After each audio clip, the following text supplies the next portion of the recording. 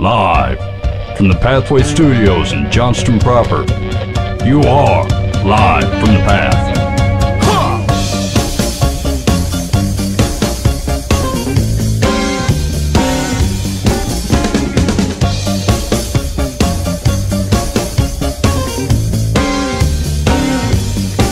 I am a working man, I get things done.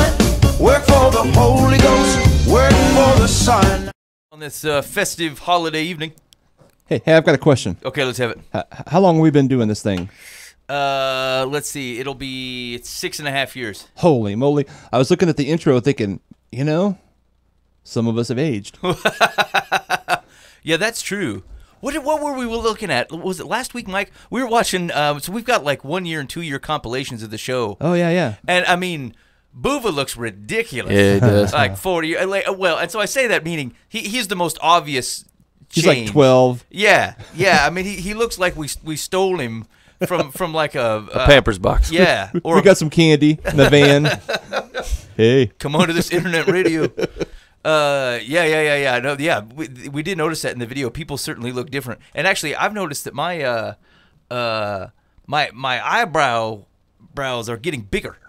Like year over year. It's hard to have video evidence of the changes of your life like week over week.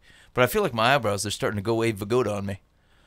Well, I mean, that's something to watch out for, I guess. I mean, the daily look in the mirror, I guess it would be so subtle you wouldn't notice. That's what I'm saying. It creeps up on you. You don't have any idea until you start putting it side by side. You need to get the trimmers. Here's my wife keeps saying, "Let me pluck them out." Have you guys ever agreed to that? No. No, I didn't either. I said this doesn't seem right. She says, "You trust me with like your deepest secrets and times," and I'm like, "Yeah, but I just know I don't think I can permit this." I have a little pair of scissors I keep in my medicine cabinet that every once in a while I see one weighing, you know, I'll just cut her off. Is it wrong to take a pull of it? I pull my ear hair. Ooh, ouch. That just seems Yeah. painful. It's not having it. Yeah. I had one stray hair growing out of the top of my nose a couple of weeks ago, and I'm like, what are you doing? What are those? Every once in a while I'll be like, what? Where did that come from, and why? Like, what purpose are you serving, Mr. Lone Gun, up there on top of the nose? You know, like, you don't have any friends with you, like you're supposed to be there. It was weird. I got one of those little trimmers for stuff like that. Though. Yeah. My ears, yeah. It seems like you got to put a lot more effort into it nowadays, you know? Like, after, you know, basically stuff was supposed to where it was supposed to be circa 5-10 years ago, and now it just kind of does whatever it wants. I think you hit, about 28 and things start going sour? Yeah, like your ear hair starts growing, and then that crazy one will come up on top of your nose, and you're like, why are you doing this to me? You know, I just want to grow a legit beard. All right, you've been listening to Live from the Path. Here's what we got going on the show tonight. Dan is back from Zimbabwe. Yes. Sounds like a cool trip. So we're going to catch up with him, find out, I don't know, what that was all about, his takeaways from the trip, what it means for how we can react to situations in the world, and what that means for I don't know, the local ministry after kind of engaging in that interaction with folks. So interested to hear about Dan's time in Zimbabwe. Also, we're going to catch up on last week's Good News Changes the World. So the thought is that if the gospel is to change the world, are there tangible ways in which that could be reflected in some of the prime discussions of the day? Last week, our topic was healthcare, and so the question is like, if I ignore everything else and just re-look at the situation through a healthcare lens, through a gospel lens, and say what could this look like, and in what ways that we're able to control can we interact with this? And so I have a couple things I wanted to touch on from that, an article this week that I thought was interesting, if maybe right, maybe not.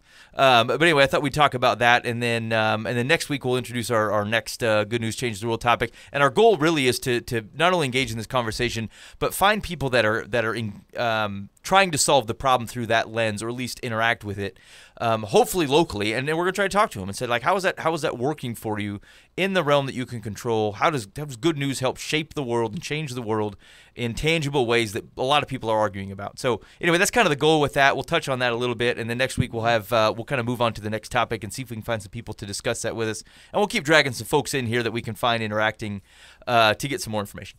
Yeah, that's cool. Okay. Okay. So I think then we got some advice on Dear Life from the Path. Yeah, it looks like a freshman then going into college is trying to decide what she's going to do in the year in between, and the mom's trying to decide whether she wants to stick her nose in it. Oh, Ooh. So, okay. Stuff's up for discussion. I feel like we should get in on that. Yeah. I think we'll be experts. Yeah, that's no doubt about that. I've parlayed both times. Okay, well, so Dan, tell us. It's the first time you've been able to talk to you since you've been back. Tell us a Yeah. little bit about the trip. Like, why did you go, and like, was there an organization involved, or what was the trip about? Right. Gosh, where do I start with this whole thing? I connected with a group called Hippo Valley Christian Mission, and it's really because a guy I only knew through Facebook passed away, and he was like a moderator of a group that I'm in. And they were talking about how he was a great guy and everything, and of course everybody says that, when someone dies, Right. or that, And I thought, let's start kind of snooping around, thinking, oh, he really was kind of a cool guy. Anyway, in his honor, they started Hippo Valley Christian Mission had a scholarship fund set up, where for $100 you could fund a Bible college student in Zimbabwe tuition, room, and board for a month. Oh, cool. And I thought, man, $100. That's like, it's way better to train them there than for me to go there, and be like Mr. Missionary guy, Sure. Always go with the indigenous people, right? And so I did that for a little while, and then I just kept snooping around. We actually had the stateside director come out to our church and kind of introduce the whole ministry to us. And they have this Living Proof program, which is a sponsorship, kind of like your Compassion, the different ones out there. But it's a lot smaller. They have like a total of 1,500 kids. So it's a much smaller organization. There's practically no overhead. It's just a handful of people doing this. And $20 a month, and you get them into this Hippo Valley has Christian schools. Within each school, then they'll start a church, and kind of spread out from churches from there. They'll plant new churches, and they have some medical clinics. They have an orphanage, the Bible college. They're just doing all this stuff. And I started listening to this guy when he came to speak to us, and I started corresponding. And they're like, I mean, it's not one of those missions where they just kind of keep happening and you don't hear anything really productive. It's like they're just like growing like crazy. They're reaching kids. There's thousands of children coming to their schools and their churches, and there's they're discipling these kids. And they're taking them out of the rural areas where no one's going and nobody cares about.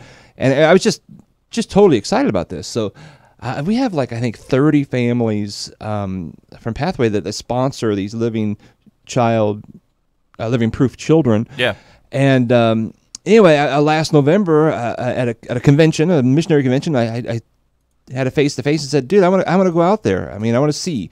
I think that's the responsible, if we're going to pour this kind of cash in it, because then the church also started putting a lot of cash in it.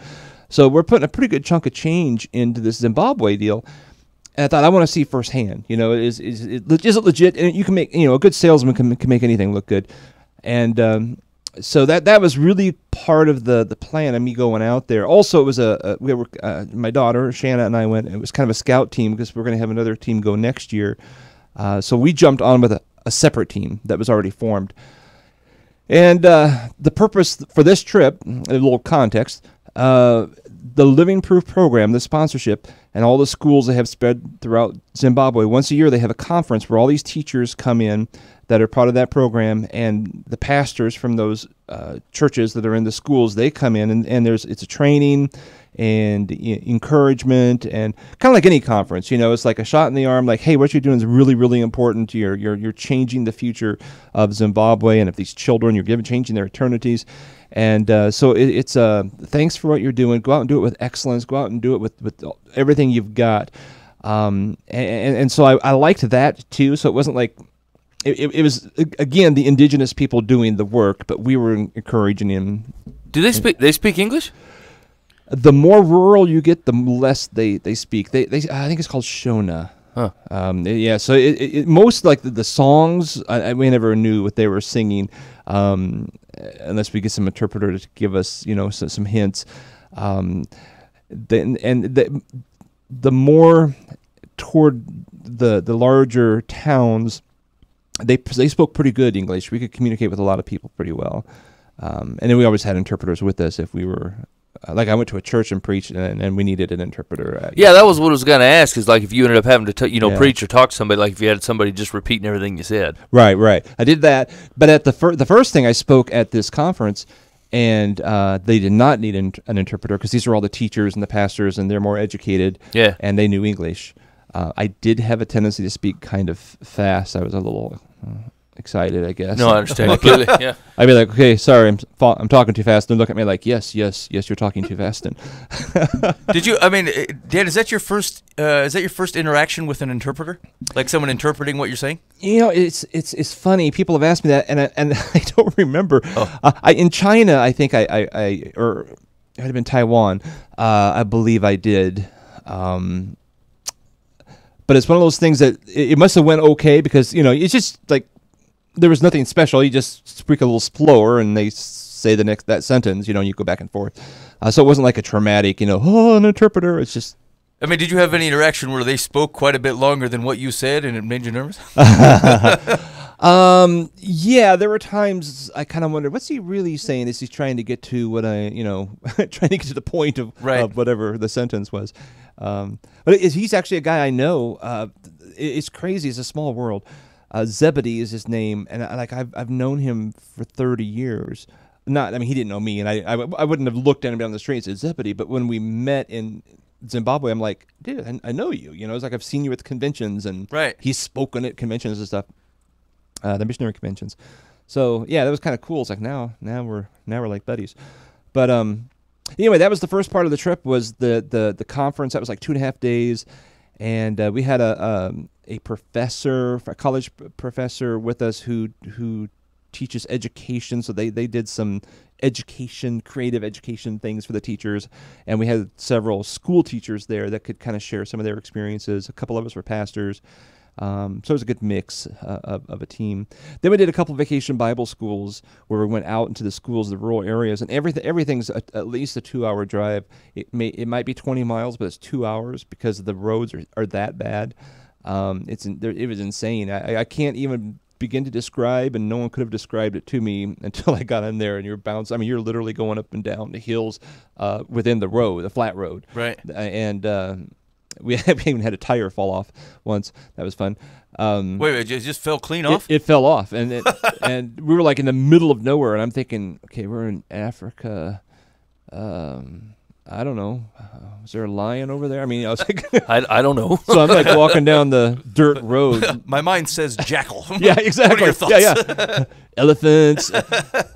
So I'm walking down this dirt road looking for lug nuts, and we found them. They were like about a mile. Oh, man. A mile. Crazy. But I tell you what, the vacation Bible schools, they're insane. We had 1,500 kids between two schools. The first one was closer to town. It was still rural, but they spoke English pretty well. They interacted pretty well. The second school I went to was more rural, and they were a little intimidated. Some of them have never seen maybe white people. Right. I mean, it was under British control just 20 years ago, but a lot of them have left, and so there's not just a lot of white people around, and so especially the kids, probably they may have never seen one, and then. You know, when you're the size of Goliath walking around. I remember I got out of the car and took a step, and the whole entire crowd of children took a step back. That had been awesome. It was awesome. All the guys were like, man, I wish I had the video camera going. It's funny to think that, like, when your car broke down and you were walking down the road, like, if you were run into a child, they would be more worried about a Dan Hudson than a jackal. Exactly. Oh, that's my friend Bob, the jackal. Yeah. What is that? That's great. Oh, so it was fantastic. These people are full of grace. They're full of joy. They have nothing. You know, they're literally living in grass huts and with grass roofs and have no money. They're living off the land, and they've got nothing. And in a really pretty oppressive government, right? And yet they'll break into song and their eyes brighten up and they smile like nothing. I mean, they're just excited to be alive, and that was just kind of cool to see that and to be a part of that. They're really intentional about training children how am I saying this? Like, okay, my first impression was the teachers and the pastors. Yep. And the thing's about to start, and somebody just starts singing, and pretty soon they're all standing up and they're clapping and they're dancing, they're smiling, they're just worshiping and loud. You know, this may be 60. It's not like a huge, you know, I mean, it's not that many schools, right? And it is loud and in full harmony and just gorgeous. I have no idea what they're singing. And it's kind of an echo thing, like there'd be a couple gals that would lead a thing and everybody would kind of repeat it. And it was just kind of cool. I thought it was just neat to experience that. And then they'd be like a really, do I say primitive? I don't know. Kind of a djembe that they made out of something, you know, and that'd be like their only music, you know, and so I saw that for 2 or 3 days. Then we went to the vacation Bible schools, and then I witnessed it. Like they're obviously training the younger generation to do that because those kids sing and they clap and they're on. I mean, they're on. And I just noted just the way like the girls did something or the teachers would do something and the people would echo that they were totally training what they're going to do as adults. Yeah. And then I saw an older crew, high school age, went to an orphanage, and there was a whole mixture of the kids there. And I saw like the high school girls leading some music, and I thought, man, that's like a mini version of what we saw before. I don't know, it was just kind of cool to think they totally train them from childbirth on how to celebrate life. And sing and worship and I thought, man, we missed that out. We don't do that. Well, that's true. I mean, we do our attempts, but and it's a cultural thing. We're just a bunch of deadbeats, though. I mean, right. Well, it seems like it's more like it's more ingrained in the culture where we're like trying. We don't even know how to quite do it right. Yeah. And that makes sense, right? Like it's not for lack of effort or lack of desire or even a thought that we are missing out on something. I feel like maybe there's just something that is a block there where I personally don't know how to. I just don't know how to do it. Yeah. It's weird. Is it like we have too much to have inherent joy, right? Like we'll fill where joy belongs with something else. I don't like that song. Yeah, right. Right. You go. I mean, you look. Even you know, most churches. Like, I mean, there could be some churches that are getting down on the worship, right? And like, you know, in comparison, it's got to be like you guys are amateur. This is amateur hour. Yeah. You know what I'm saying? People are there, drinking coffee, half interested. One guy's got his hands up. That dude digs it, but the rest of them are like, hey, you know, get on with it. You know. And these guys, like, this is the main event. The main event is we're here to worship, you know, like that would be so cool to see and be a part of, even if a little bit convicting to me, because you need it. Yeah. You know what I'm saying? Like I don't mind being convicted in a way where I should be ashamed of myself. But you know, even at the conference, they only see each other once a year, right? So even they would like pull out their phones and take video because it just sounded so good, right? You know, and because they're used to singing with the kids, you know, and their churches. We did a church, and it was the same thing. You had the younger and the middle and the older singing, and you can just totally see, like I say, they're training their kids from when they can first speak. This is how we do life here. And that I really was impressed with that. I don't know how to duplicate that because it's a cultural thing. You like you say, I mean, it's, you know, we can say we're going to do that at our church. Well, Dan fires up a primitive chant to no reaction by himself. That sounds like Lion King. Well, maybe it is. Good luck, Hudson. Oh, yeah. Yeah. So based upon the things that you've kind of talked about so far, I guess maybe that was the next logical question is like, does that?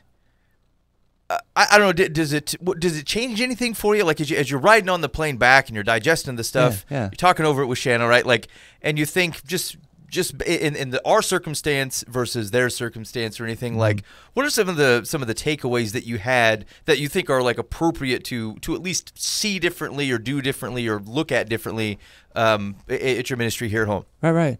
Well, part of it for sure is we've been having a lot of budget conversations with my family.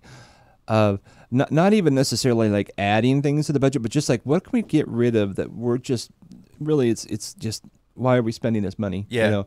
And like we're going to start sending 100 or 150. We haven't figured that out yet. To particular, we've adopted a church there, the one I preached at. I got more of the story of the church, and I thought, man, I just want to walk alongside these guys, and we could be their sister church. And so that's where we're going to go back and visit them next year in July. But I'm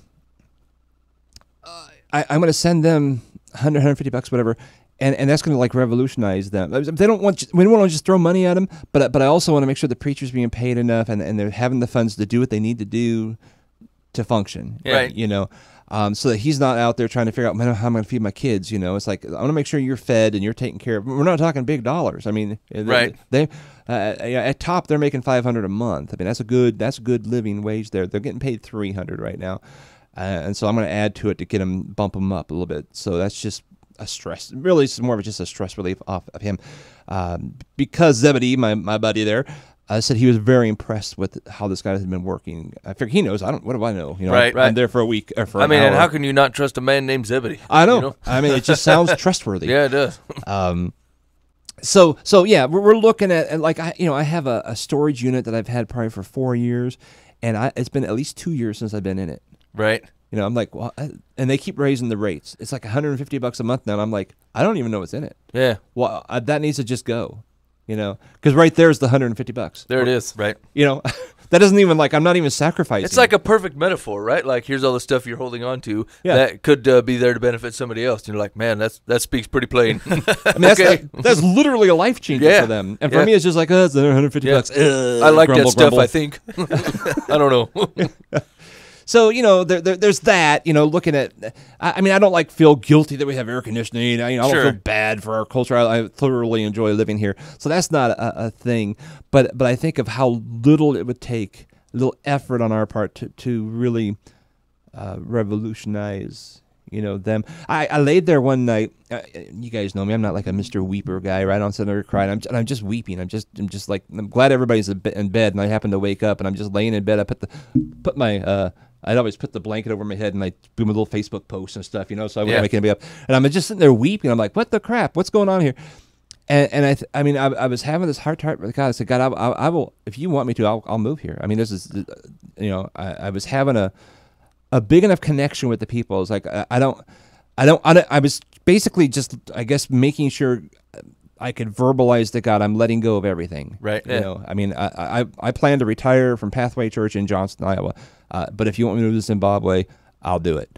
And in our little heart to heart, he was kind of pointing out budget things for me, like, well, dude, you know, you don't know the language. Why? I mean, don't waste your time. Right. I got people here who know the language of the culture, the nuances of, you know. Yeah. All the kids are afraid of you. Yeah, exactly.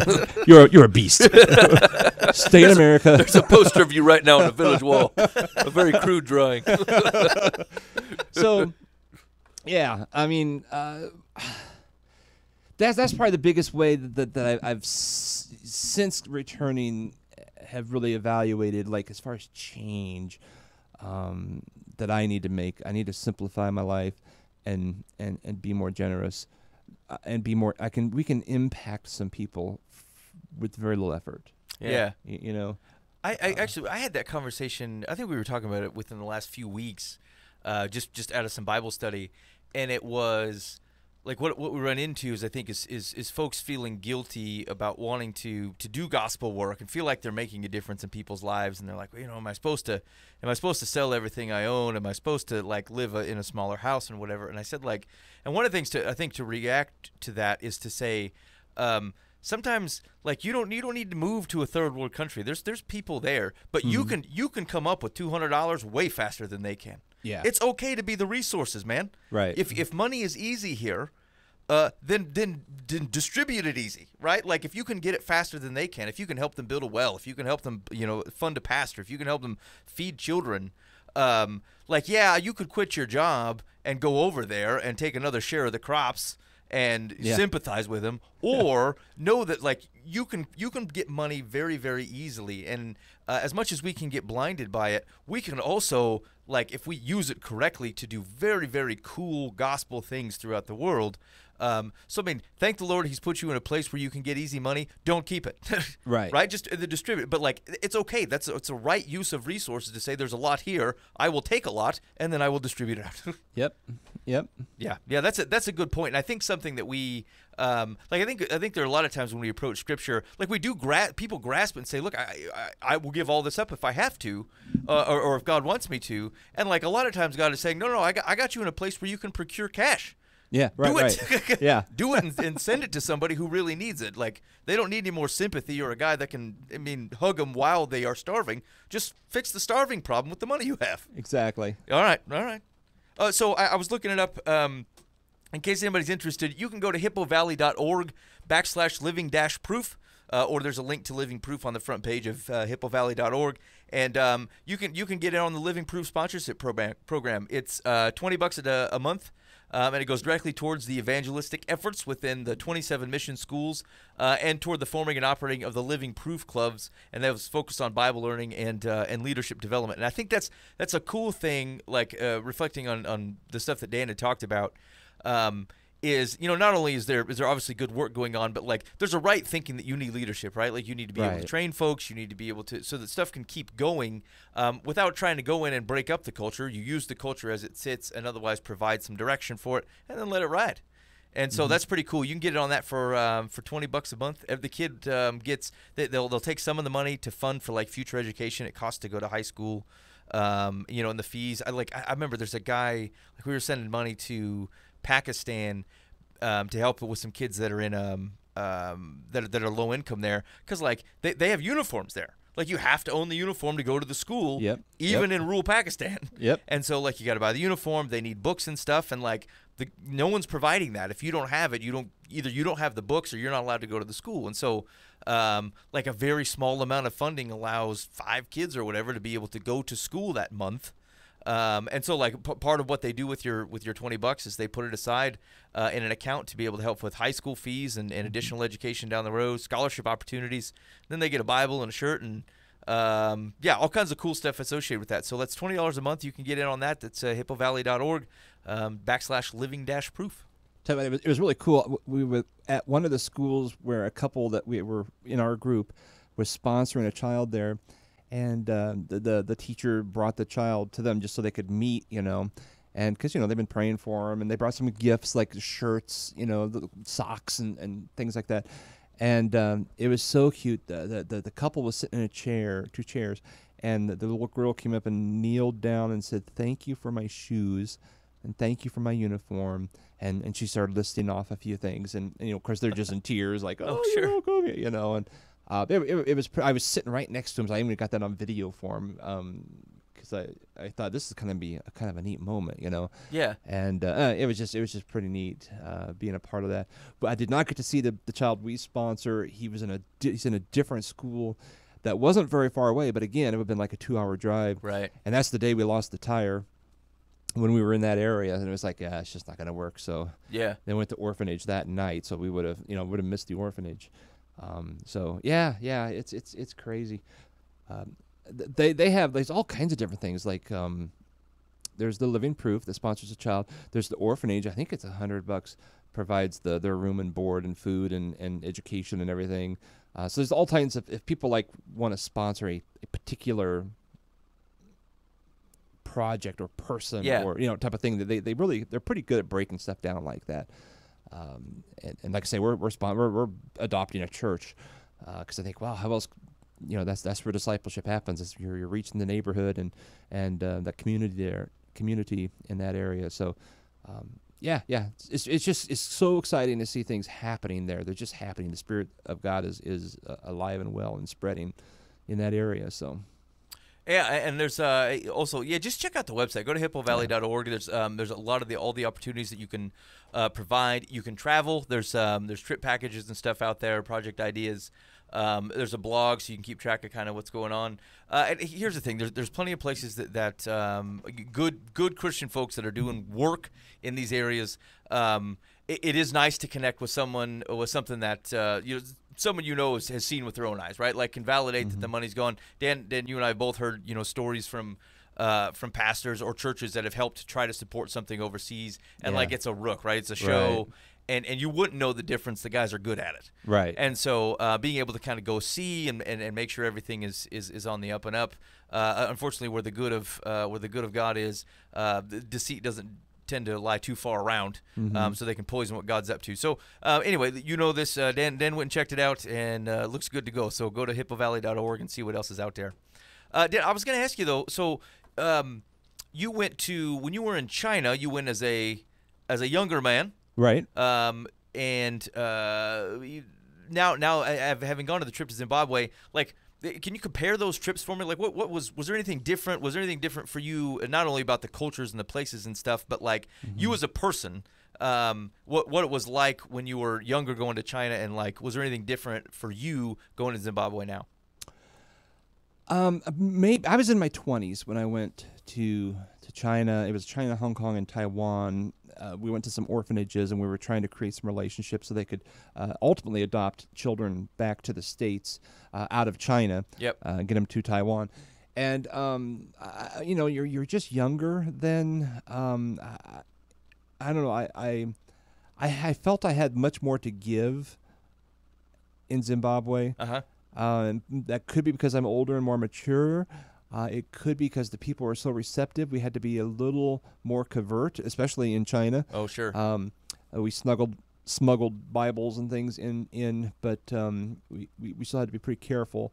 It was more open in Taiwan, and we were more. Our home base was an orphanage in Taiwan, and so part of it was just playing with the kids there who are already in a really great Christian environment. So the particular mission in Zimbabwe was much more outreach oriented. I mean, the people's there was more joy. There was more joy in people's eyes in Zimbabwe than in China. They were empty, and the communism had just beaten them down. You could just tell. Yeah, because we were in a rural area in China as well. So there was a vast difference in the way people interacted. For sure, just the general population. Yeah, sure. We in Zimbabwe, we would drive by and wave, and just the fact that we were, white people and adults that were waving, the kids they would squeal. I mean, they were just so excited, and they giggle and jump up and down, and oh, look at the white people. The interpreters told us what they were, saying, but it was a happy, right. No, so it wasn't like freaky or. So we spent. I just drove down the road waving at everybody, like a prince of the parade. Exactly. So what did you teach on? Like, was it intimidating to walk into a culture like that, and like you were going to speak to them change, or was it an easy thing? What did you teach on, and how did it go? I did the same sermon at the teaching conference as I did at the church because different crowd. Yep. And they had set the theme, "Arise and shine, if your light has come," in Isaiah 61, and so we had to speak on that theme. So I talked about being light in the world, basically making disciples, and just Jesus said, "You are light." Not try to be light, you just are, and so go out and be Jesus, to people. And I think that's pretty universal, but it was intimidating thinking, I don't know, just the little things. Like I had a little turkey hunting story because I did it here the week before we left. Yeah. And so I called my Zimbabwe connection. I said, "Do they even know what wild turkeys are?" I mean, right. I don't want to give some big story, and they'll be looking at me like, "What are you talking about?" But so that was intimidating, but they knew what they are. But I had a wild turkey walk up to me at a school. And I'm like, okay, in America, if they see you 2 miles away, they're running. So that was different. Right. Anyway, so but so they probably still didn't like my story, but the whole idea was the darkness, and then when the sun rises and everything new, so that was pretty universal. But it was a little intimidating. But by the end of the trip, probably my best personal moment, was we had gone to a school. They have their morning devotions and chapels and stuff like that. Went to a school chapel service. This is right before we left, actually. And there's probably 600, 800 kids. I don't know. There's 1,900 kids in that school. And they filled whatever the room was, they filled it. And I had been with them enough to kind of get them a little bit. They do a lot of shouting and repeating. And if you engage the crowd, they will engage you. Yep. And, we talk about Proverbs and stuff a lot here. I thought, I'm going to do the whole, I had like a 5-minute preparation, right? Hey, will you speak? Sure. So I thought, okay, I'm going to do wisdom, calls out from the street, calling your name, and from Proverbs 1 and 2, and so I don't know. I started talking, and I talked about my when I was a kid, when I was their age, and I'd be out playing, and my mom would call my name, and it was time for supper, I'd run home. And I said, well, I haven't heard that for years. Can I hear you say, Dan, come home and eat, or whatever I said, Yeah. And it was so cute. I mean, it was like hundreds of kids shouting out, Dan, it's time to eat, And I said, when I heard that, I heard it call my name, I'd come running. And then I talked about my friend. I'd see him. We'd call each other's name. We'd go across the street and say hi. And then I had a dog named Puddles that didn't listen. And we would call his name. And if he saw someone across the street, he'd run out to say hi. And one time he saw someone and we called his name. And he didn't listen. He got hit by a car and died. And so the kids were like, oh, no. But, each time I had him yell out different things. Yeah. And then, I said, hey, I read the verses. I said, wisdom is calling for you, And it was just, anyway, I finally figured out how to communicate with them is my point. I'm going way too far into what I said. And it was like totally connected with them. And it was just a neat, I'm glad on a selfish level that I got to experience that, because I thought now when I go back next time I'll have a different approach. Right. I kind of figured out a little bit, at least how to talk to the kids. So it's a pretty good crowd for I don't know, for interaction, right? Like they're paying attention. They can respond back to you, and it sounds like they're kind of energized by that type of thing. And they're totally narrative, which I had heard understood that, but it's like that they don't want a 3-point outline and 4 poems or something. They want a story, with a point and a movement and And I knew that, but I still didn't do well. I didn't feel good about my little sermon thing. But I felt pretty good. I felt way better about the devotion thing that I had no preparation on than I did the sermon I poured hours over. Well, I don't know. Based upon their you're kind of right. Like if it's a narrative thing, that would make sense, right? Like you put some structure into something. Like okay, yep, I get it. Yeah. Cool. So physically, I don't know, Dan. Those are long flights. Was that how'd those go? Oh, buddy. So we go from Des Moines to Chicago. That's what, hour and a half, whatever. Chicago to DC, which was 3, 2.5? I can't remember. And from DC to Ethiopia, that was like a 13.5 hours. And then there was another 4-hour into Harar, Zimbabwe. Then there was a 6-hour drive that we hadn't prepared for through the potholes. That was killer. That we had died by then. It was actually worse on the way back though, because we went from Harar, the capital of Zimbabwe, back to Addis and Ethiopia, and then we flew. It was a 17.5-hour flight from Ethiopia to Dublin, where we stopped and refueled, but they didn't let us deplane. We just sat there on the runway for an hour, and then on to DC, and that was brutal. And I only got up once. I got once the whole time. I thought, I should probably go to the bathroom at some point. And it was when we were stopped, and I was in line. It was about my turn to go, and she's like, you have to sit down. They're fueling the plane. And I'm thinking, well, if it blows up, does it matter if I'm standing or sitting? That's true. I wasn't sure about that. At least I'll be comfortable.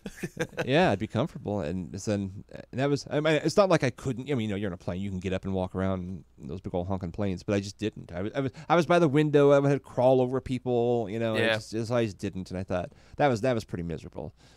17 hours just sitting in a 2-foot cube. It's pretty bad, and you're right though. Like the way back, so and Boo was not here, but he would have kind of had a similar experience. I think when I went to the Philippines, it was about that. It was like 16 hours or so from where we go, Detroit to China, and like the first one's exciting, and you're like, I don't know, there's plenty of movies to watch. You're like, this is great. That ride on the way home was just awful. Yeah. You think to yourself, I don't know what I was thinking. This is terrible. Right. I'll sleep in the aisle. I don't care what it takes. I need to get out of here. You develop it's not claustrophobic, but it's like it's a weird sense because you have no control, right? Yeah. Like there's nothing you can do. You're over an ocean, and it's the middle of the night, and you got 8 hours, and you can't do anything. And it's it's just Can't sleep a wink. Yeah, you're just up staring around. Here's no wonder people go nuts. Yeah. You think like I simply people who have trouble sleeping, like it just makes them erratic, and like I don't know, it starts to give you a sense of this would drive you crazy. You go 2 years of this thing every night, wild, wildness. All right, so sleeping all right though, Dan. Did you wait? So we were talking a little bit before the show started. You had a hard time sleeping while you were there. Yeah, I chose the wrong bed. and it just wasn't a comfortable bed. I figured out later on I could put some not air mattresses, couch cushions on top of my. They're like 2-inch foam mattresses is what the mattresses are, and then it was on top of like some planks of wood that were separated by 6 inches or so. So it was just really uncomfortable the first couple nights, and the cushions helped, but they were like 2-inch cushions too. They're not like big fluffy cushions like maybe you have at home. So I had 4 inches of foam, which did help. It helped tremendously. But it's just, they're 7 hours ahead, and it just took me about a week and a half to get. So I'd actually sleep all night, and that was about the time we turned around and came home. So it took another week and a half or so to get my bearings here. So, yeah, I didn't sleep a lot. All right. Well, Dan, it's good to have Dan back. Dan, it sounds like that sounds like a really cool time. So, would you say a recommended trip if people are thinking about something like that? Oh yeah, absolutely. We're having a little information meeting on August 14th where we'll show pictures and stuff from the trip, and then kind of talk about our plans for about this time next year, July. I think it's 11 to 21. We're going back and do some vacation Bible school stuff again, and so no. So I know I thought of a question when we were talking about that vacation Bible school. So like, is this for people or kids that are at like a particular school or something, or do they like bus them in? Do they walk in? Like, do they come in from like around the villages? Yeah. Now the ones we did a couple weeks ago were at the schools, so they had walked. Some of these kids walked 9 miles to school a day. Dang. At least half of them don't have shoes. So they're walking. Yeah, and of course they're not sitting there whining about, I don't have shoes. They just don't have shoes. I mean, right. It's just how they are. So it is a big deal when you do the living proof thing and they get shoes, because they do love the shoes once they get them. But so they were kids at the school. We just basically took over the school, and I don't know if other people came for that day because they knew we were coming, or I don't know the background, but I think they were just the students there. The one we're doing next year will be at a local church, where they will reach out into the neighborhood and bring in children. And from other people's experience there, we'll probably have several hundred at that too. They just, I was talking to a guy today who did one, I don't know, a couple years ago, and there are 80 people pre-registered, and like 200 showed up, and all these kids were like in the bushes watching, and my friend's like, well, what are they doing? He goes, well, they don't know what we're doing. They don't know what a VBS is. And he says, well, invite them. So he, spoke the language, and they all started coming in. Then all these adults, it turned into a revival outside. Basically, everything that happened in the 60s really well in America is really effective there. Oh. So revivals, VBSs, and he even said today, if you had a bus that you could take to Zimbabwe, they would grow like a weed. Wow. Because it just everything that worked in the 60s and 70s totally works there. Huh. Yeah. What's the spiritual climate in Zimbabwe? And you don't have to speak for the whole country, but like at least in well, the I'm an area that you're expert in. now. Things that I've been there recently. It is. This was a little surprising to me. It is very denominational. Uh-huh. Like there were some pretty fancy Catholic buses driving around. Oh. And I don't know if that was for locals or Catholics that were coming and traveling. I don't know about that. But everything there it's big to be part of a club, to be part of a group. Some churches even have uniforms. Every school has uniforms. Right. So it's like, I'm going to be the Methodist, and they have the cool uniforms or something, then they'll be part of that group. And so they've been heavily, this is my assessment, and I could be totally wrong here. Again, go back to America, the 70s, where there's lots of people going to church, but not everybody like really Jesus people. Sure. I think that's what's going on. And that's why people I think it's a pivotal time where the culture could slide and follow what we did, or there are people very receptive to the gospel right now too. Which is, I guess, why I'm so passionate about going back and hitting this next generation, because we can totally change that culture. Obviously, there's several who don't go anywhere to anything, but yeah, it's heavily denominational. But that's all I know. I mean, I don't know how deep those roots are. Sure. Yeah. You know, a lot of times the denominations will send money overseas, and then when you get on the mission field, they're all like, whatever, we're just Jesus people. But I don't know if that's what it is there or not. I can't say from experience. So. And I heard a similar description of China from, like, there was a missionary that had written a book, and it was similar. He had gone to jail, and things were going real well. It was like it was more of a grassroots effort. They were I can't remember, it was Brother Young. And so, like, they were part of the Back to Jerusalem movement. Like, we're always like, hey, we're going to go to these people groups and help them meet Jesus. And the Chinese Christians are like, hey, somehow between here and Jerusalem, things have gone awry. We're heading back, and we're gonna evangelize on the way back to Jerusalem to make sure the whole path is kind of taken care of. So anyway, he said we'd gone to prison, and like 7 years later, he came out and he said, like, the whole communal aspect to it and the whole kind of like pure focus on Jesus had gotten a little bit jacked up because foreign missionaries started coming in and denominationalizing the areas. Yeah. And so then you got in an argument because, like, the strong groups that tend to evangelize or like spend the money to send missionaries tend to be hardcore on theology. So like you had like Pentecostals and then Reformers who'd like poured into China, and now they're fighting over, hey, there aren't miracles like this anymore. And like the Chinese people who had seen some of these things are like, they're no longer asking, do you follow Jesus or are you a Christian? They're like, what denomination are you? And the guy was pissed when he got out of prison. He's like, what happened when I was gone? Yes, we can use resources. Yes, we can use training.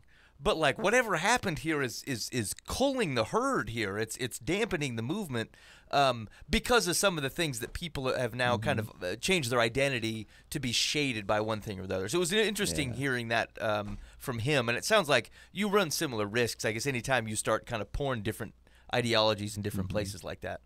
Yeah. You know, there is a pretty extreme Pentecostal vein going through the place right now to a lot of really hyper spiritual things. Like when I was speaking at my conference thing that I was at, there was a church. I think they figured out it was about 4 blocks away. That was so loud, you could hear the preacher. I mean, he was just screaming the whole time. So who knows what he was saying? But I thought it was like someone across the street, like a drunk or something, but it was actually a church. If he was hopeful, it was a Pentecostal. If he was upset, he was a Southern Baptist. Yeah, exactly. It was, and it was kind of overpowering our little conference because we didn't have any sound systems or anything. It was just a group of 60 people or so. Right. In a little brick building, but that's going on. There's some. I don't know if I want to use the phrase "new age," but ultra spiritual, not Jesus stuff going on too. I wish I would have taken pictures of that. I didn't because I didn't want to take too many obvious pictures driving down the road. Because they have like little turbans on and stuff. They're not Islam or anything like that. It's some spiritual religion thing, and they'll just camp out in like I don't know. A section, like a lot, like a house lot, a piece of ground along the road, and that just becomes their church gathering place. They'll never have a building or anything, and people will come there. And the guy I was talking to, Zebedee, was saying they will, if it can be typhoon season, and they're still going to be there, and they're going to be doing whatever it is they do, and wow. The people come, and like it's like really oppressive too, and it's wild because like it's like. There's no money to squeeze out of these people, So right. So what's it for? Yeah. I mean, is it just I think it's a power trip for the people leading these. There's some type of guru guy or something. But like every mile or so, you saw another group, going down the road. You gotta appreciate their tactics, I guess. I mean, at least they're hardcore. They're hardcore. They're not half sold in. Man, isn't that the deal though? Is like everywhere you look and you're like, those guys are jacked up. It's Mormons, Jehovah's Witnesses, Pentecostal power folks, some kind of weird spiritualist somewhere, but they're beating the streets. Yeah, they're spending time, they're spending money, they're causing people to follow them, and you're like, what the heck? Here's the deal: evil is motivated. Yeah. I don't mean to lump that whole group as evil, but you understand what I'm saying, right? Like evil is motivated to work harder, work faster, commit more resources than good. And that's we're on the other side of the good, who are like, I can spare a few bucks here and a couple minutes to help a guy. As long as it's not inconvenient. Right. And evil's, hot-footing it. Yeah. They're looking for ways to pervert it before the good can get there. And so, and frankly, you sound like old news. You're not offering fancy cars. You're not offering any, prosperity. Like you're just offering true things. And you're like, well, yeah, but we heard this lie, and it's pretty tantalizing. Yeah. The prosperity gospel's pretty hot there, evidently. Dang it, the Pentecostal. Here's the deal. They sent people everywhere. Yep. They generated a lot of money, and they said meet the nations. I tell you this: you want a church that is willing to commit bodies and money to missionary work. It's freaking Pentecostals. They're excited about it. As much as I have places to disagree, those people are putting money at things. Yep. We're too late. We're lazy. I'm disappointed in me. Don't you think that after a while they look around and rule Zimbabwe and go, I don't know if this prosperity thing is the deal or not. Here's the thing. Here's what you're offering. You're offering hope. Yeah. Right? It doesn't have to be happening now. In fact, the promise It's of your best life now. that only works in America. Yeah. Right? So think about it. Heaven is much the same, right? The kingdom of Jesus says, not everything will be perfect now. You might suffer. Your life is one of service to people around you. However, there is a point in time which everything flips on its head for good. And so, Christianity is kind of a later promise. It doesn't promise anything good permanent worldly prosperity now. However, so they're playing off the same vein, though, as they're saying people can still buy this, and they can look around and see one guy that's wealthy and say, it's working. For him, everyone else still has the thing that they really need, which is hope. Even if it doesn't change in their life. That's how that can continue to work. And that sucks, because that means you're playing off that's people are gaining power off of other people's hope, and they're missing the point. Here's a 2-minute history of Zimbabwe. Britain came in and decided, hey, we'll go ahead and take this land. They'll be our colony. So they took the land, they redistributed it all, gave the best land to their own people. The Zimbabweans got the leftovers. Now, that was unfair. It was terrible. It was awful. However, that was also they were known as the breadbasket of Africa at that point. It was like 70s when they were known for that. They were growing crops like crazy. It was they were just extremely productive. Yeah. The revolution happens. I didn't say this earlier, did I? No. Okay. The revolution happens, and part of the whole thing is we're going to give you your land back. We're gonna take this back the way it should be. I think it's 1980 or 82, 80. They kick out the UK and a couple years go by, and one of the generals is now the president. He's still there as the president. The military people come to him and say, "Hey, I thought we were going to get our farmland back. What's going on?" Because he had other things to do, and he said, "Well, the white people own it. Go get it." And so there was a lot of big bloodshed going on again then, Right. And people went in and took farmland, and even people who bought it after the revolution, they still lost it. It's a big upheaval. Well, what happened was people who don't know how to farm took the farmland. Oh. Oh, yeah. Yeah. Okay. So it absolutely tanked Zimbabwe. It absolutely tanked it. Now they're the poorest country on the globe. They even beat Haiti. They're the poorest country. They're completely non-productive. You can't even find cash. Someone traded, went into a grocery store in a community we were at and bought, I don't know, whatever, $8 worth of stuff, had a $20 bill. They had to open the safe to get change. They just don't have it. They don't have money at all. Right. They don't even know. No one knows where it went. Like, it all disappeared. Somebody's hoarding it somewhere. Right. But the whole economy has collapsed, and because they're not productive. And so he's been saying all along, the president, well, it's the white people's fault. They're oppressive, blah, blah, blah, blah, blah. But they're just now, the people are looking around and saying, wait a minute, there's no white people left. Right. So, is there a big initiative to try to get some of those farms back into production, or? I don't know. I don't know how they would do that, because now they keep switching who owns the land and stuff, and now people have, it's been a generation, and people. Their daddy didn't farm, and they're like, I don't know how to farm. I don't know how to farm, but mostly they're just all self-sufficient. We got a few goats and some chickens and a cow or two, and that's all, I'm not feeding anybody else. I'm just feeding myself. Export? Why? We're good. Yeah, exactly. Yeah. So they're not business people. They're just poor farmers doing their thing. All right. Hey, check it. Make sure you check it out. HippoValley.org And there's plenty you can learn up on, contribute to. And here's the deal: go back to something we were talking about just a little bit earlier. I mean, you can listen to some of this stuff. You can read about how other people are living. And if one of your actions might be, I have too much, I should sell it all and go sympathize with them next door. I mean, I suppose if God is calling you to that, whatever. But like the likelihood is that you have the access to resources that they could very much use. You can obtain wealth much faster and easier than those folks can. And so one of the things you can start doing right now, which is akin to Dan's story, is take a look at your landscape and say, what do I got that can help people that need it? And then find good places to put it. So whether that's the Hippo Valley folks, there's plenty of organizations. I mean, check them out. Like I said, evil kind of is hot-foots it, gets in front of stuff like that. But like plenty of good places to send money to people that will get it, people that can really need it, and you can get it easier than they can. So before you book a plane ticket, before you decide that you're going to move somewhere, why don't you look at the resources you have and how you can use that to help other people. It's funny that you say that. Like even about that $150 is like, I can't barely do anything in this town for $150. Like change a situation, change a life, get a program started or anything. Right. Mm-hmm. And like it's almost $150 is almost laughably wasted.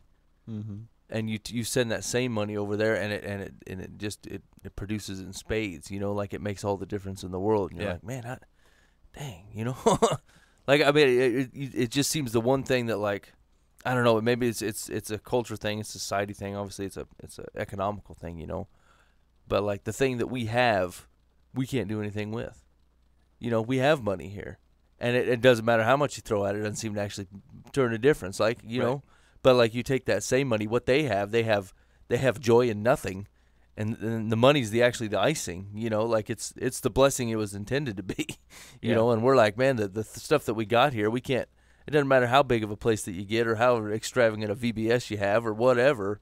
You know what I'm saying? It's still the joy of Christ that does all the legwork. God does the growing. Right. And so like I don't know. It just occurred to me when Dan was talking about that. I'm like, that's true. We can get money if we need it. Do we need money? We need it, right? And then the same thing's like, if we needed to get a group full of dudes together and worship. Boy, that's a tough pull. You know what I'm saying? Dang like, it, Mike, that's true. You know how many phone calls I got to make and how many schedules? I ain't going to make it. Or, I got other stuff going. Or we don't have the right sound stuff. You know what I'm saying? Like, everyone's bailing on it. Can't make it to the park or, whatever. These guys are throwing it together with a couple 5-year-olds. They can pull it off like nobody's business. And then, we're like, but we got lots. We got money. And we're like, I don't know. Just even though, like, Dan said, you don't want to come back home and be like, this air conditioning's of the devil. You know what I'm saying? Like, I don't think that's the point I'm getting at, but like it just seems like I don't know. You get so far past something and go, man, I've missed it. To realize you're on the wrong train, going the wrong direction, still screaming about being on the right train. Yeah. I don't know. It's convicting. I didn't even go. I got to find the podcast. I think it was a guy who had a sports talk show on HBO for a while. Is it Bill Simmons? It might be Bill Simmons. Anyway, he interviewed a guy who started a charity for wells, digging wells. And like the dude basically was like a rich something or other, young executive type, if I remember correctly. And then he goes on a weird bender, like alcohol, like driving drunk. He's got booze in his car, hot footing it to Canada or something. That's my word for the day, apparently, hot foot. Yeah. And so he has some sort of God experience. Like, the podcast kind of it runs over this, but, like, the way the guy's talking about it, he's run into Jesus, and it's basically, you need to do something different. And so the guy ends up using all his I don't know, skills or whatever to figure out how to start wells places. And here's the thing, is like it doesn't just help people get clean water. It completely changes their economy. It completely improves their family lives, because like you have women traveling miles and miles and miles alone in multiple dangers, primarily from men in the area. But like long places where they're not home with their kids or whatever, because they're going to get water that will likely kill the children by the time they get it back to them. And so like listen to this guy talk about wells, and like it was very little money. Like you could put a well somewhere for, I don't know, $1,500 or $2,000. Or there was a guy that 99.3 had out at the Chick-fil-A talking about filtration systems filtering water that they had available to them. And like, I mean, it was dirt cheap for like solar powered filtration that would run for 5 years and feed a village of 50,000 or something. And you're thinking to yourself like, I'm solving weird problems here and like things that I can't make movement on. And it would take so little of what we have to otherwise make improvement on that. And I get like most of it Dan said wasn't about money, but I think the point though is that like as you look at folks who are engaging in a joyful relationship with Jesus Christ without that, and I think to Mike's point, we would have a hard time rousting up that type of enthusiasm culturally. You know, I wonder if part of the ways that we get there is being able to give and serve in that way for other folks in those types of situations. Because if that might be one of our blindnesses, well then if we open our eyes and start to make the movement, then you know maybe that kind of gets you back closer to square one. Yeah, and you know, and I think it's some of it is like, you know, we'll look at the thing and say, look, that's just not our culture, or I just don't do that. I'm like, what the heck? Why not? You know what I'm saying? Like your culture is defined about however you act. That's how they define the culture. So you don't like it, you don't put the change on it. I was born a stiff white guy. My daddy was a stiff white guy. Yeah. My family who came over on the boat were stiff white guys. We just don't do that. I don't know how many times that I've said, like, you know, I just don't do stuff like that. Only to think about it like 6 hours later, I'm like, why the heck don't you do stuff like that? What kind of idiot steps inside a quagmire of a hole and be like, yeah, I just step in holes, and that's what I do. I live in it. I don't get out of holes. It's just not what I'm built for. You dummy. What do you mean? It's ridiculous. All right. Anyway, like I said, hippavalley.org. Go check that out. Maybe jump on the train and find something that you can put your money to. And here's the deal. If you say you don't have money, that might be true. But you're also looking at that in relative context. I would look back at my life over the last 10 years and go, oh, yeah, I just don't have money. I bet I can come up with something. Right? Like if I just look out at my landscape and figure out relative to what money might go to, I got it or can get it. I can Uber a couple nights a month and fund a well. Yeah. You know what I'm saying? Like there's options. Here's what would be funny. If friggin' Uber got overran by Christians looking to do charity work. Like all of a sudden you got 10,000 people over a tri-state area who are flooding Uber drivers because they're like, we're building wells. We don't know how else to get money, so we're going to drive 2 nights a week. Yeah. We could keep Uber or Lyft or whatever in business with charity work. It's just a thought. Jump on the wagon. I thought about going back to Target and working like 5 hours a week, and that'd just be my Zimbabwe money. Yeah. And then I thought, I think I'm wasting more than that. Yeah, possibly, yeah. So anyway, that's true, right? Like you can always, I always try to solve my problem by like I'm going to add a job or work. I'm like, I can't do that. Stop it. As I snack on some donuts or whatever I just bought, and I thought, well, there's $1 I probably could have saved. Bummer. All right. Anyway, you're listening live from the Path. Thanks for hanging out with us so far tonight.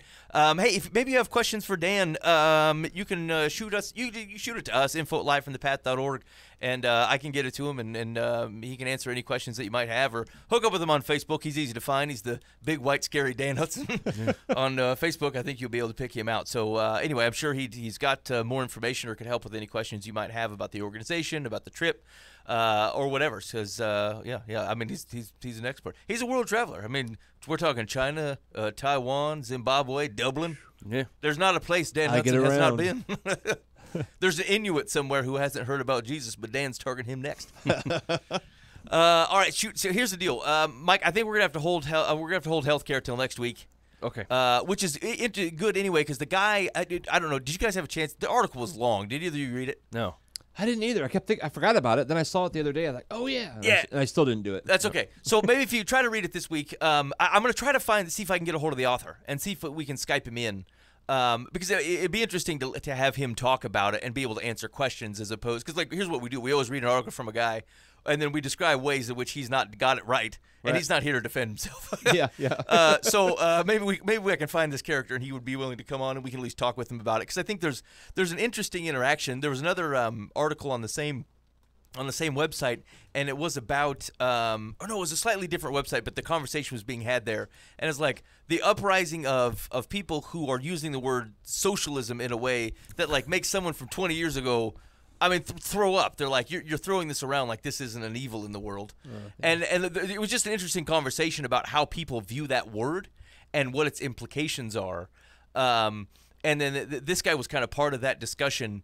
And then from there, I tied back to his discussion on healthcare. And it makes me think that some of the way we look at things comes from either negative or positive reaction to governmental structures, and that's what the exercise that we're trying to go through is supposed to help with, is to say, is there any way I can eliminate all that for now, and calling it a reality, like you have to deal with the political structure that's in place. But like, if nothing was here, what would gospel work look like in this arena?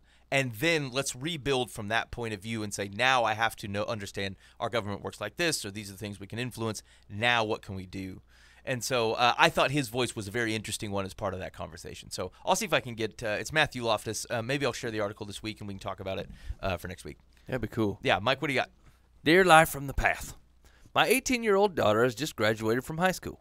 She has now informed me that she's not going on to college, like we had previously discussed, and becomes upset when we try to talk to her. My question is, should we let her make her own decision about this and pay for it for the rest of her life, or continue to push her into some kind of life skill set? Wow. Oh, that's your dichotomy of options? Was that the end? That was it. Oh, wow. From life skills. I mean, are they paying for college? I didn't say. I mean, because if they're not footing the bill, I mean, is she living at home? Yeah. Yeah. So, I mean, I mean, that's a real dad thing to say. Be like, you're going to have to get some life skills. it's a little cheesy. I mean, some people subsist as pickpockets, so I mean, you're gonna have to be more specific, I guess. I mean, just an adult, I would say control the things you can control.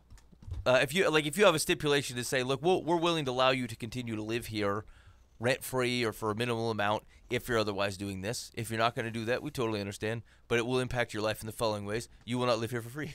I don't know, it seems hard to me. I mean, I've been on this kick for a while that like, if my child is passionate about something and it requires a college education, I think you should get it.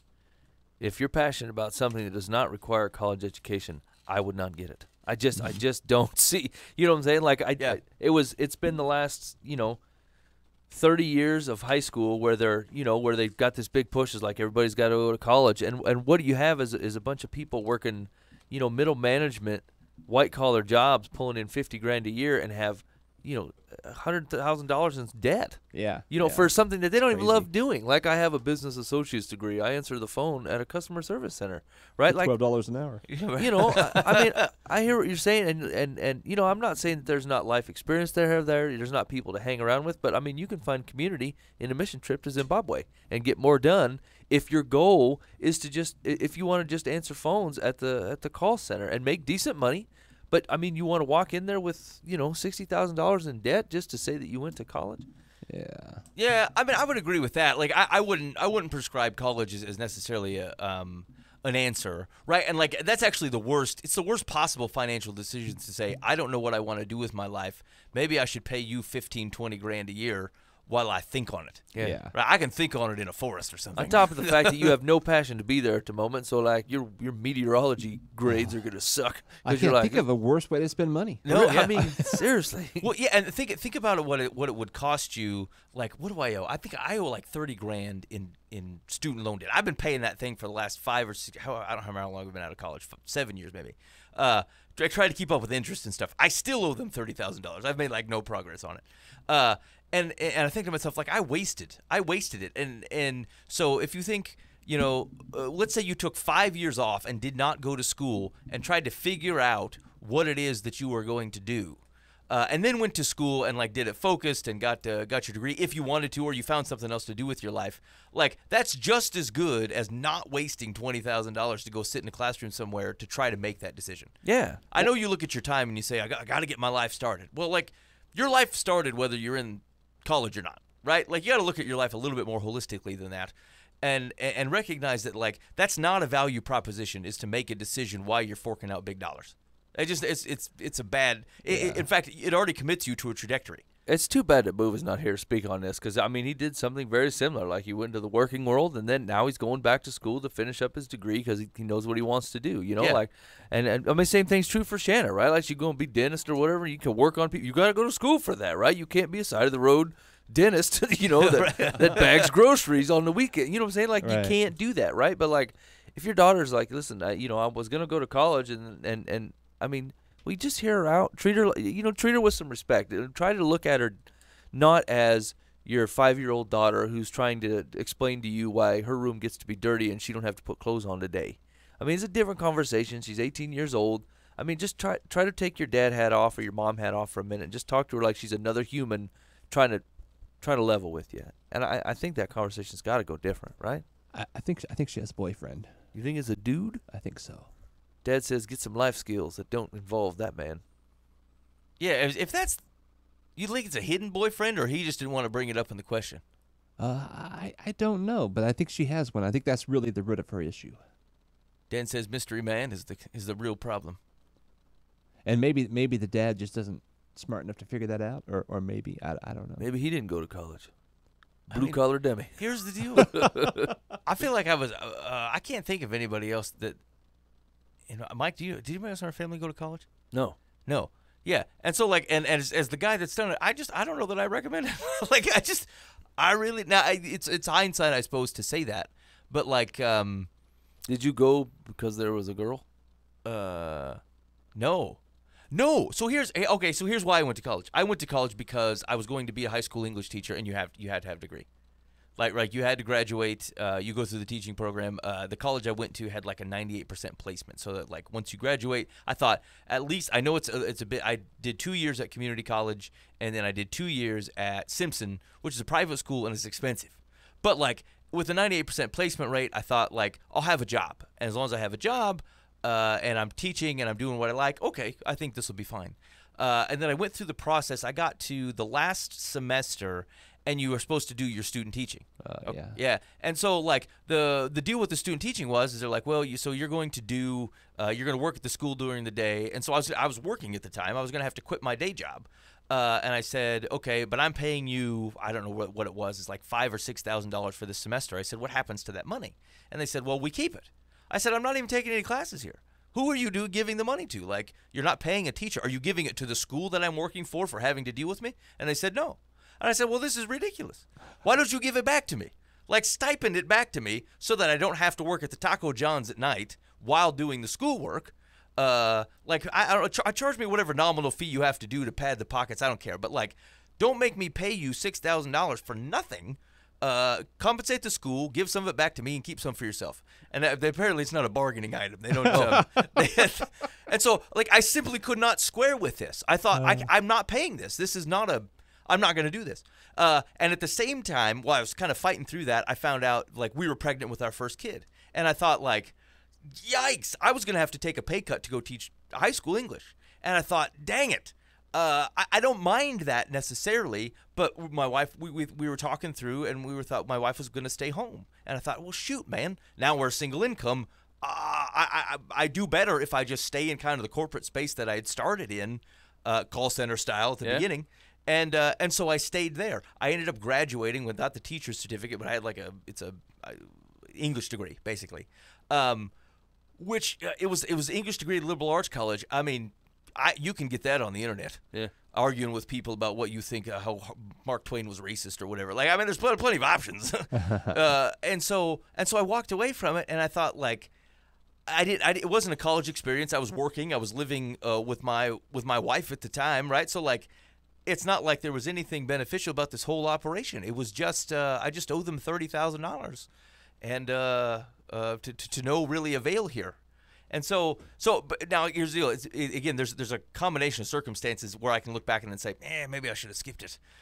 That's not true for everybody. There's a lot of jobs that require a degree. I'm very lucky that I'm in the job that I'm in, that they will continue to promote me without a degree. There's a lot of companies that won't. They'll say, look, we don't care what your degree is, and you could be a botanist for all we care, but you have to have a master's degree to get X job. It's dumb corporate stuff, but, like, it's what it is. So, like, I get it, but I just wonder. Mike Rowe's pretty big on this, the Dirty Jobs guy, talking about, like, there's just plenty of work out there, lots of it, for people who don't, in, like, trade schools or people who don't have college degrees or don't need them. You don't need a college degree to do the work I'm doing. I could have saved a lot of money. So, anyway, it's not a one way or the other, right? It's just look at your circumstance and don't shade the conversation by saying have to college or you suck. Yeah, and don't skip college because of some dude. Yeah. Okay, let's see what Secular says. Secular says, your daughter may be burned out from studying.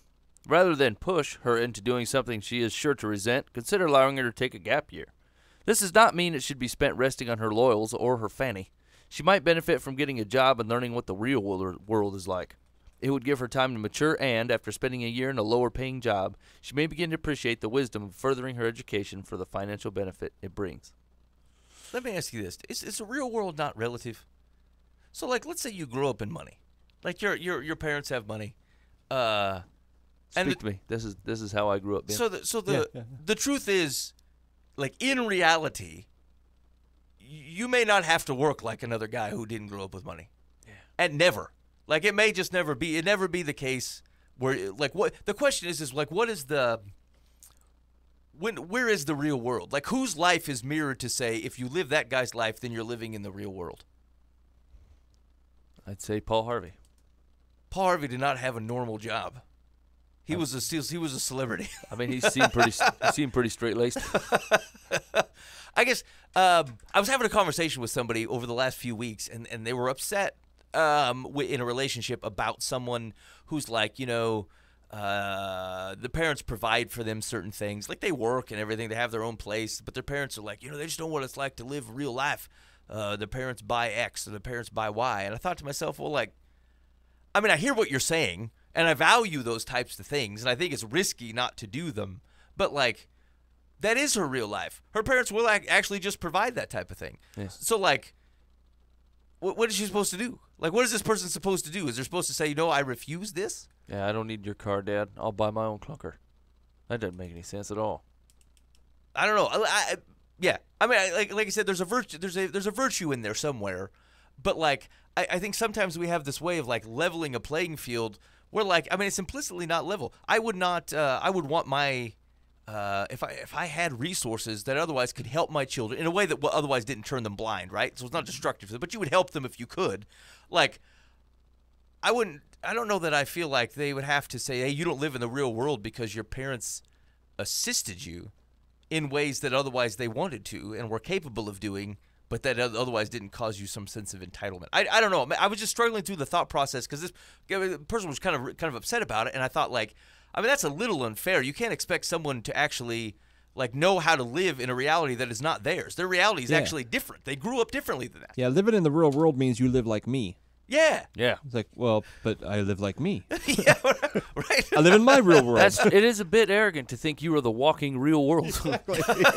Like, whatever experiences I have is definitely how the world works. Exactly. Right, and usually the measure is if you do not have life as hard as I believe mine was, then you don't know reality.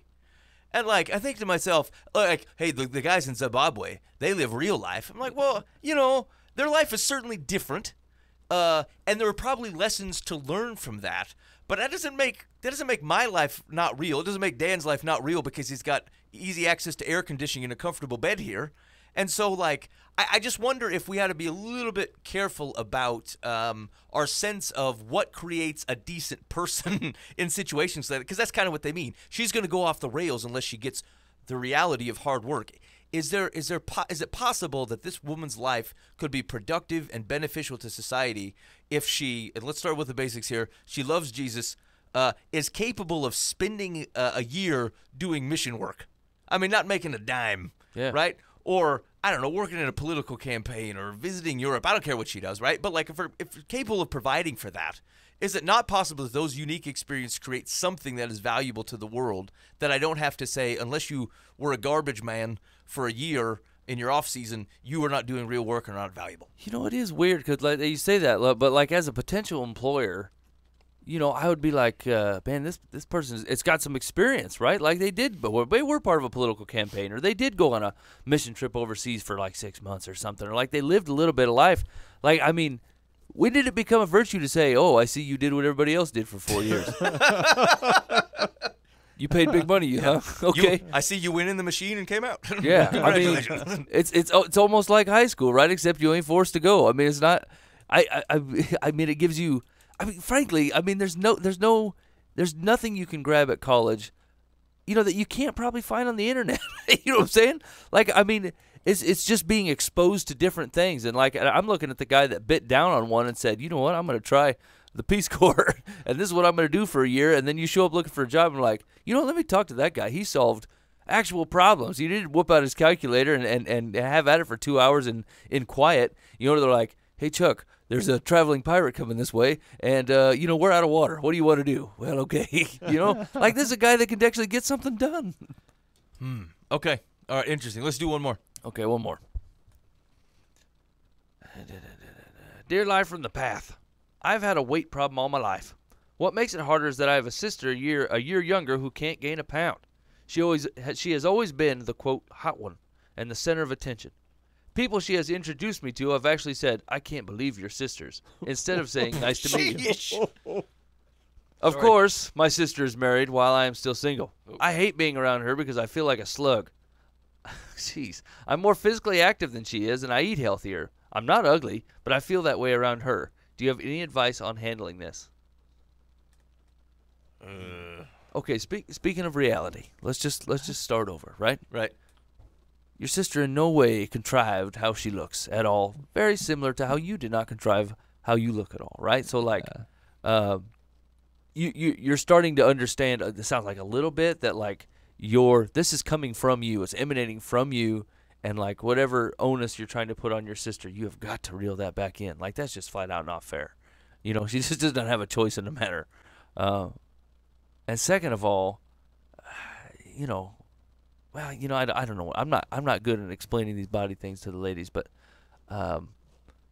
yeah, I feel like some of this is preoccupying your time. I'm not saying that looks don't take a part in stuff, but like people love you for the way that you is and the way you are and the way you act and the way you love and the way you carry yourself, and like that blows right by whatever preconceived notions or notches you've knocked yourself down to. Like it's real possible you're the only one that thinks you're there. You know what I'm saying? Other people look at you and they don't say, I can't believe you're sisters. Well, apparently you look completely different, and apparently you act completely different. She's pretty comfortable in her own skin, and you're a drag. You know what I'm saying? You're bummed out about stuff and pissed all the time. Yeah, you're not sisters because you don't act the same, you don't look the same. I don't think that's meant as an insult. It's meant as hey, you're just completely different people. Yeah. And some of that is because you just ain't happy, and like, man, I can almost just guarantee you put yourself there, and that is not the common perception. Yeah, I think that's like one of the things to recognize, I suppose, in that type of situation is that you are, especially when it comes to relationships with someone else, right? Of course, she's married, meaning I'm not. It's very hard for someone to commit to you and otherwise be in a relationship with you if they only get to be in a relationship with half of you, because the other half is always like trying, like upset about not being somebody else, right? So like you're actually like the thing that otherwise allows you to connect with people and live a full life that is reflective of the uniqueness of you is being tainted by you worried that you're not somebody else. And so I would say, like, of the things that you want in life, you're probably not ever going to get them if you spend any time at all being preoccupied with who you are not. And so I double down on who you are. You just got to know who you are, and you got to leave the comparisons with your sister or whatever behind. And I know that's difficult, but like recognize that all things kind of come from recognize like who you are uniquely created to be, who you uniquely will attract to yourself, and what will be provided to you in reaction to that. So, boy, I found myself giving similar advice to someone who was looking at they're unsatisfied with their life and the things that they were like, I feel like I should be doing more in X, Y, and Z, and I feel like I just don't feel energized for some of the things that I'm doing. And I'm like, you're chasing something that's not you. What do you want? What is it that you want to do? What has God built for you to do? What opportunities has He asked you to do? And then go do those things. And like, if you spend any time chasing things that aren't aren't kind of in your line, or like not doing the things that otherwise express who God is, the talents and the uniqueness of what God has created you to be, yeah, you're always going to feel like separated from everything going around you. And so you're just going to have to kind of embrace that thing and start living that life. And then I feel like a lot of that stuff will start to fall into place for you. Yeah, I mean, Ben, you've spent almost your whole life in the same situation. I feel like, yeah. I feel like people should listen to Ben. I mean, he gets it. He's got experience The here. real world. You know, it's hard to have a sibling who's awesome. It's just hard to wake up in the morning, you know. That is the deal. Like, I had someone had brought up my eyebrows and said, "Why can't you have nice, refined eyebrows like your brother Mike?" Yeah, He's not even my brother, I say. I know that I wake every morning and I pray, dear Lord, to help Ben to feel worth something today. I mean, give him eyes for glory. Give him The truth is harsh. Give him warmth when I block the sun.